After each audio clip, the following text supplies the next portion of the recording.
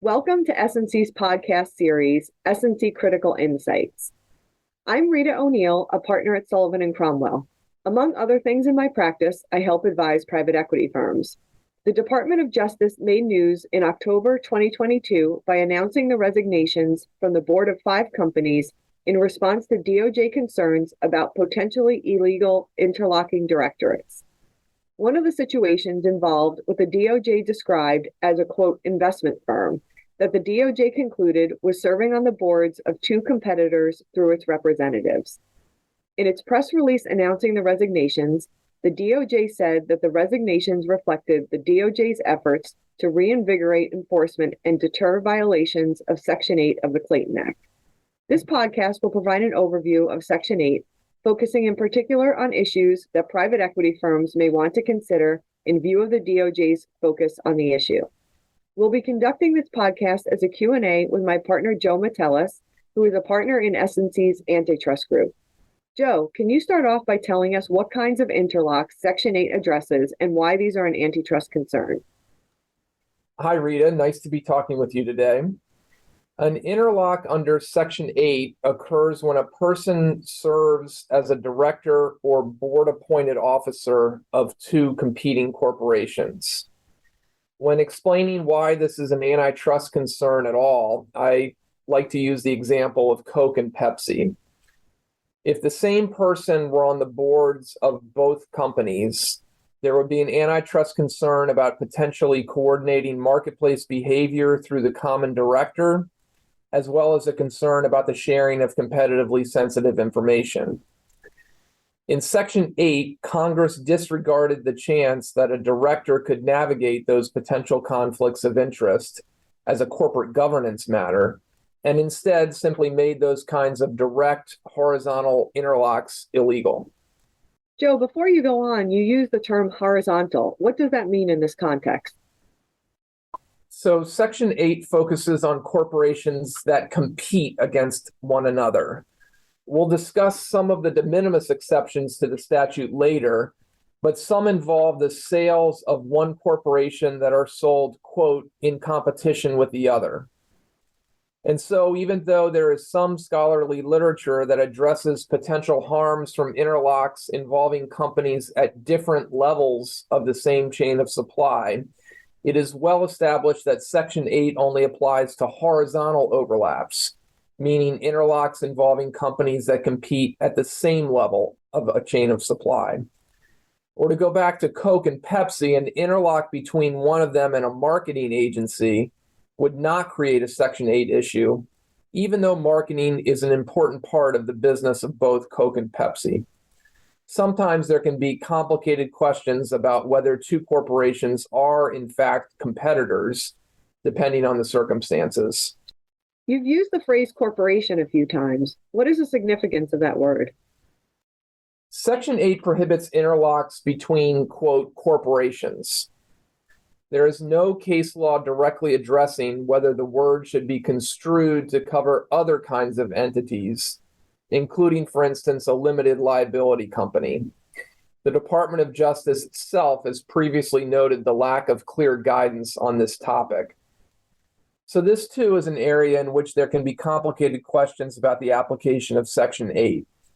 For PE firms in particular, these can be complicated questions because many operate through alternative entities.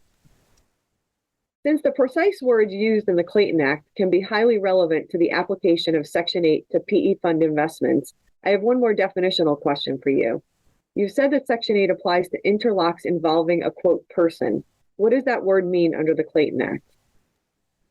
The word person is defined in the Clayton Act, quote, to include corporations or associations existing under or authorized by the laws of either the United States, the laws of any of the territories, the laws of any state, or the laws of any foreign country.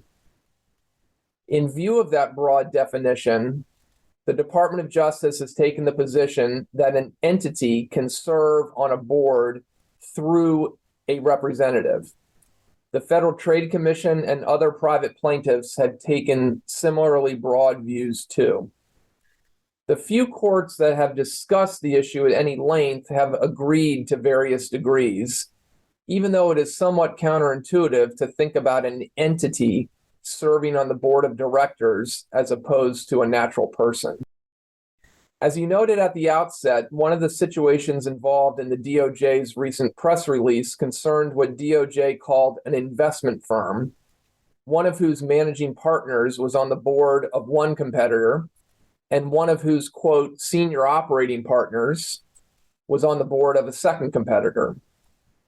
What is particularly interesting about that situation is that, according to the investment firm's website, the senior operating partner was not an employee of the investment firm. Yet the DOJ still deemed the person to be a representative of the investment firm for purposes of Section 8. So this too is an area where judgment calls are sometimes involved in assessing whether someone might be or might not be deemed to be a representative for purposes of Section 8. Let me switch things up and ask you a question. What are some of the reasons that PE firms might seek board representation, and are there ways to accomplish those goals other than through board membership? Generally, a private equity fund will negotiate board representation in connection with an investment into a company so that it can monitor its investment. This theoretically could be accomplished through the use of board observers instead of directors. And if a PE fund is concerned with downside protection for its investment or having certain negative control rights, those often can be accomplished with shareholder vetoes or shareholder approval rights.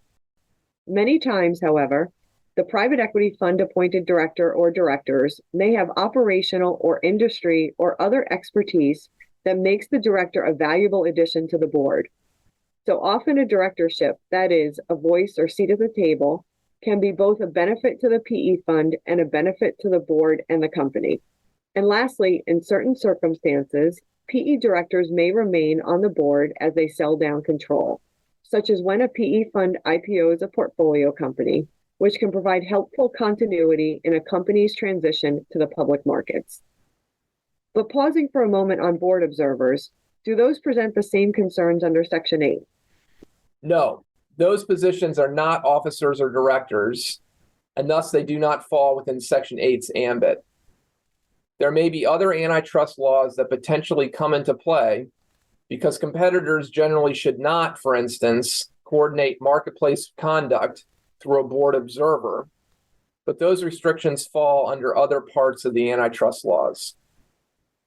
One more question for you, Rita. When seeking new board members, how is prior experience as a board member viewed? Having a board member with prior board experience is very valuable to a company and can help the company be more competitive. So there are pro-competitive advantages to having directors with experience, such that the DOJ's possession, if taken too aggressively, could have the opposite effect and chill competition. So that leads us to the issue of what kinds of corporations a person can sit on at the same time. You've mentioned de minimis exceptions a few times. Let's talk about those. Here's an example I like to use to explain why Section 8 has exceptions. Suppose two businesses have factories located next to each other. One builds jet engines and the other makes teddy bears. So they are not competitors in their main businesses. But both also have coffee shops in their lobbies. Some coffee drinkers may be choosing between which coffee shop to go to in the morning. So to some degree, the two corporations are competitors. But the revenues associated with that competition are small. So it is unlikely that any competitively sensitive information about the coffee business will go to the board. Congress recognized that this kind of interlock was unlikely to harm competition when amending the Clayton Act in 1990 to address the difficulty in obtaining qualified outside directors. In addition to exceptions for companies with modest nominal amounts of revenue and competing sales, there are also exceptions dealing with interlocks where the revenues associated with any competing businesses are modest relative to total sales. In particular, an exception applies when the competing revenues are less than 4% of each interlocked corporation's total revenues, or less than 2% of one of the interlocked corporation's total revenues. The theory behind those exceptions is that the competing business is unlikely to come to the attention of the board of one or both of the interlocked companies. As I previewed earlier, there can be difficult interpretive issues about how to apply these thresholds, and in particular, assessing which portion of a corporation's sales are associated with competition with another firm, and how to assess the sales of subsidiaries. In passing, I will also note that there are special rules dealing with interlocks involving banks and other kinds of financial institutions. Another statute called the Depository Institutions Management Interlocked Act comes into play then. One final question. What is the practical result when an illegal interlock is found to exist? The traditional remedy has been resignations that eliminate one side of the interlocked. Thanks, Joe. I'll conclude by encouraging PE funds to make Section 8 a part of their annual compliance program.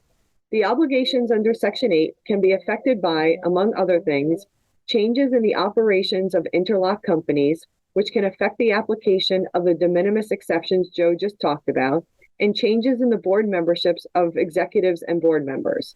And the DOJ's recent enforcement efforts may in particular be a good reason for PE firms to review their compliance with Section 8 at this time. Thank you for listening to S&C Critical Insights. For more information about our practice, please visit us on the web at www.solcrom.com.